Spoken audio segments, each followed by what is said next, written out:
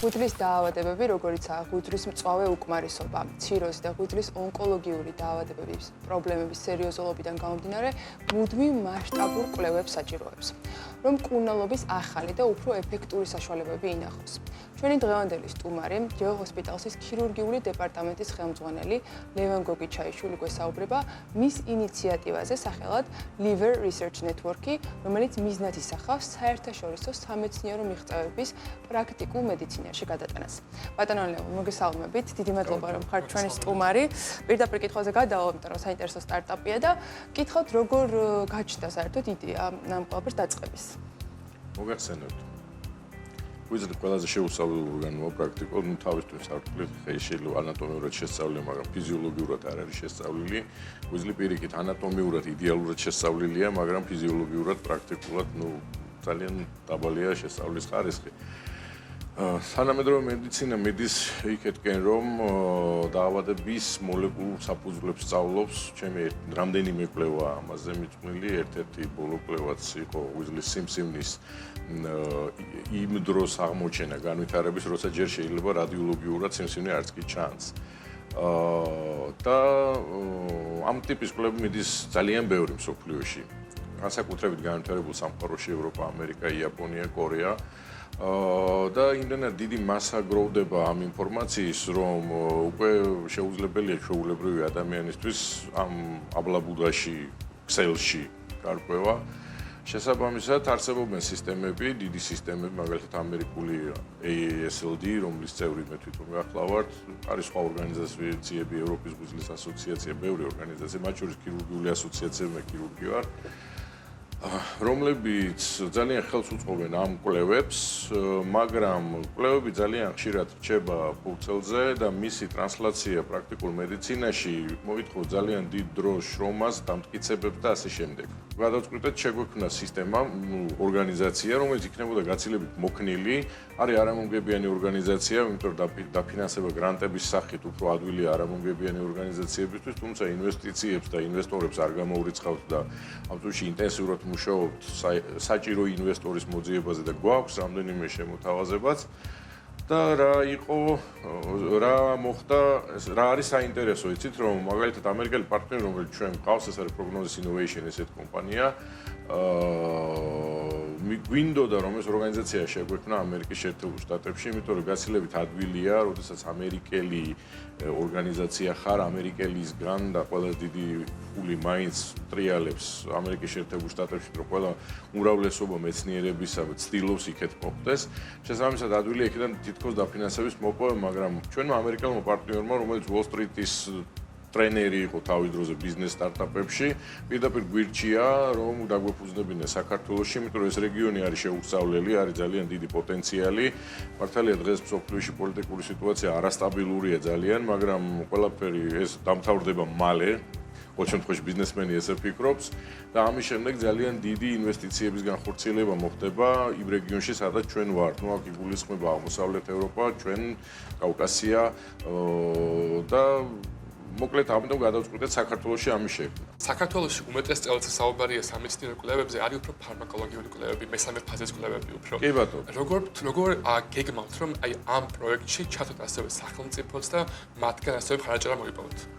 ჩვენ ვართ ღია, მაქსიმალურად ვცდილობთ, რომ ჩვენი თავი გავასწროთ, ძალიან ახალგაზრდა კომპანია, სიცხვილეა ალბათ რო თქვათ, რომ რაღაცა დიდი პრეტენზიები განვაცხადოთ, მაგრამ სახელს ვიკრებთ და უკვე ნელ-ნელა ჩდებიან ადამიანები, რომლებიც დაინტერესდებიან. მე სიმართლე გითხრათ, საქართველოში არ მაქვს დიდი იმედი, რომ ამ დაფინანსებას მოვიპოვებთ, იმიტომ რომ საქართველოში კველმოქმედება წახალისებული არ არის, რაც მაგალითად ევროპაში, ამერიკაში წახალისებულია.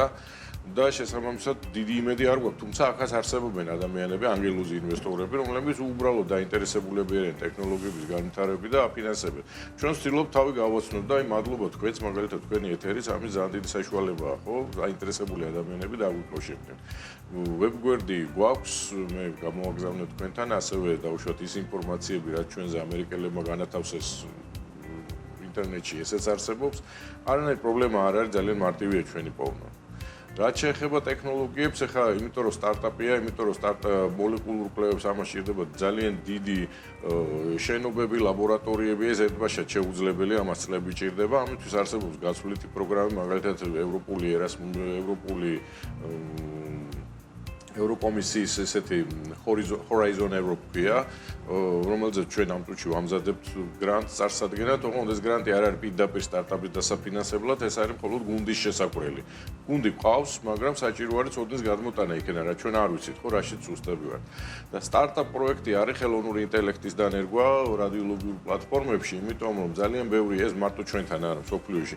ხშირია შეცდომები, დაგვიანება, მაგალითად სათანადო პასუხი სჭირდება კვირა 10 დღე, ზოგჯერ ვერ იცდის პაციენტი ამას და ხელოვნური ინტელექტის გამოყენებით შესაძლებელი არის გაცილებით ჩქარი და გაცილებით მაღალი სიზუსტის პასუხების მიღება. არ არის დამოკიდებული ადამიანურ ფაქტორზე, მაგალითად ადამიანი, რომელსაც ერთ დღეს კოეფიციენტი 90% აქვს, მეორე დღეს შეიძლება 75 კონდეს. დაიღალა, ვერ დაიძინა, გაბრაზებულია. მეორე თემა ის, რომ მაგალითად ყოველთვის ძალიან ხშირი არის მის კომუნიკაცია, დაუშვათ ქირურგი, რადიოლოგი, ხო? დაუშვათ რადიოლოგს არ ესმის ქირურგს რა ჭირდება. ქირურგმა არ იცის რადიოლოგია და ეს ქართულად არის ჩავარდნა არის და ჩვენი პლატფორმის მიზანი ზუსტად ეს არის, რომ ქირურგიული პლანინგი და მკურნალობის შემდგომი საფეხურები და იგეგმოს ამ ამ პლატფორმით, რომელიც პლატფორმას სახელის დავარქვით უკვე ლივერა ქვია, ლივერ რადიოლოგი ესე ქვია და რა ვიცი მოგვიწონეს უცხოელი ეფექტური სახელია. მინდა გითხოთ, აი გუნდი ვინც მუშაობს არ იქნება ჩართული ამაში. რამდენად არის შესაძლებელი, რომ ექიმებთან, სპეციალისტებთან, კვლევარებთან ერთად სტუდენტებიც, ხო, რეზიდენტებიც კი, სტუდენტებიც რო ჩაერთნენ ამ ამბავში და როგორ უნდა დაგიკავშირდნენ და როგორ უნდა ერთიანად როგორ უნდა იმუშაოთ ამ ყველაფერს. კი ბატონო, მოგახსენებთ, ეხლა თვითონ უბრალოდ გრანტში შეზღუდული ხარ თანამშრომლებში, რამდენიმე მაგალითად ყავს ჯგუფში მათემატიკოსი, ფიზიკოსი, 2 რადიოლოგი, 2 ახალგაზრდა ექიმი, მე და ნუ კიდე დავუშვათ რაც სჭირდება მაპატიეთ ეს სიტყვა არ მიყვარს, მე ხმარო ბიუროკრატიულ ნაწილს, იგივე აუდიტს, ბუღალტერიას და ასე შემდეგ. ძალიან ხშირად ეს volunteer ხდება ძალიან ბევრი, იმიტომ რომ მე ამ წუთში ამ საქმეს რასაც ვაკეთებთ რამდენიმე ადამიანი ჩვენი ძალებით. ამას მე აქვს ძალიან დიდი დრო და მოხალისეებით. მოხალისეები, ხო, volunteer, მადლობა. მოხალისეები. რა თქმა უნდა, ღია ვარ, მზად ვარ და პირიქით, რაც მეტი ადამიანი შემოგვიერთება, ეს არ არის შეზღუდვა. ყოველ შემთხვევაში ამ ეტაპზე ხე შემდეგ ეტაპზე შეიძლება რაღაც პრობლემა იყოს, მაგრამ ამ ეტაპზე არ არის. რაც შეეხება აი ტექნოლოგიურ ბაზას. თქვენ იკითხავს, მე არ უპასუხე ფაზებზე იყო. თქვენ რასაც ლაპარაკობთ, ეს არის კლინიკური კვლევები, სხვა ტიპის კვლევებია. ჩვენ ლაპარაკობთ სამეცნიერო კვლევების გადმოტანას პრაქტიკაში და ეს რეალურად პირველი ფაზა გამოდის. იმიტომ რომ ამ წუთში გვაქვს ჩვენ ერთი შეკვეთა ამერიკელებისგან პირველი ფაზის კვლევის მოლეკულურ მარკერებზე, სიმსივნეების, მაგრამ ეს არ არის წამლის გამოცდა. შესაბამისად, დიაგნოსტიკის გადმოტანა პირველი ფაზის კვლევას საქართველოში ბევრად ადვილია, იმიტომ რომ ეს არის ადამიანის ჯანმრთელობის რისკთან კავშირში. საზიანო არ შეიძლება. საზიანო არ არის, დიახ. რაც შეეხება საქართველოს ბაზას გვაქვს თუ არა ტექნოლოგიური და ლოჯისტიკური ბაზა იმისთვის რომ ამ თქვენს ამოწყებას თქვენ ასაც ხელი აუწყოს და ასევე რამდენად არიან ცოდნე მეცნიერები და მკვლევარები საქართველოში რომ ამ პროექტში ასევე ჩაერთონ. ჭკვიანი ადამიანი არის ყველგან, მათ შორის საქართველოშიც. და არ ვიტყოდი რომ ბევრია, მაგრამ ნამდვილად არიან. რაც შეეხება ჩვენ პროექტს, ახლა პირველი პროექტი კიდე სხვა მოლეკულური პროექტი გვაქვს, ძლის გაზრდა გვაქვს, მაგრამ პირველი რომელიც სტარტაპ პროექტად გვინდა, ზუსტად მაგიტომ შევარჩიეთ, რომ ამას არ ჭირდება დიდი შენობა, ნაგებობები, აპარატები და ასე შემდეგ. შეიძლება ჭირდებოდეს ძალიან მძლავრი სერვერი ან კომპიუტერი, თუმცა ესაც გააჩნია პროექტს როგორ წარმართავ. თავისუფლად შეიძლება შენ გამოიყენო სხვისი სერვერები და რაც ყველაზე მთავარი, ეს არის მონაცემთა ბაზა და ეს არის სპეციალისტი. ეს ორივე გვაქვს და გვაქვს ძალიან დიდი ოდენობით, იმიტომ რომ დავუშვათ იგივე ამერიკელებს გაუკვირდათ ესეთი პატარა ქვეყნისთვის რატო?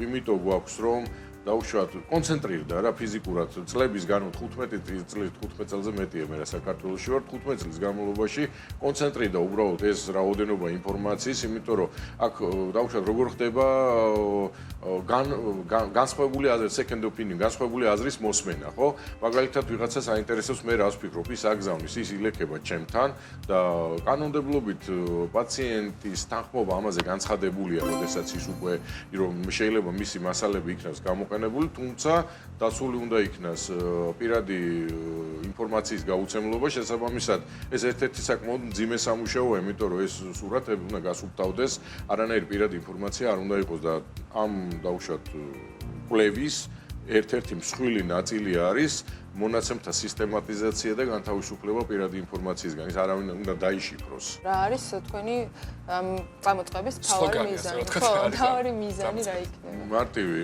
აქამდე ვეხმარებოდით თითო ერთი ექიმი ერთ ადამიანს, ახლა შეგვიძლია მივეხმაროთ ათასებს.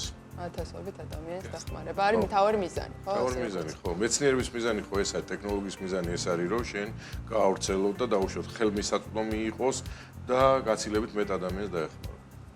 უმეტეს მადლობა, ლევან, დასაწყისში საუბარი იყო და იმედი გვაქვს რომ ეს ეტაპი იქნება წარმატებული.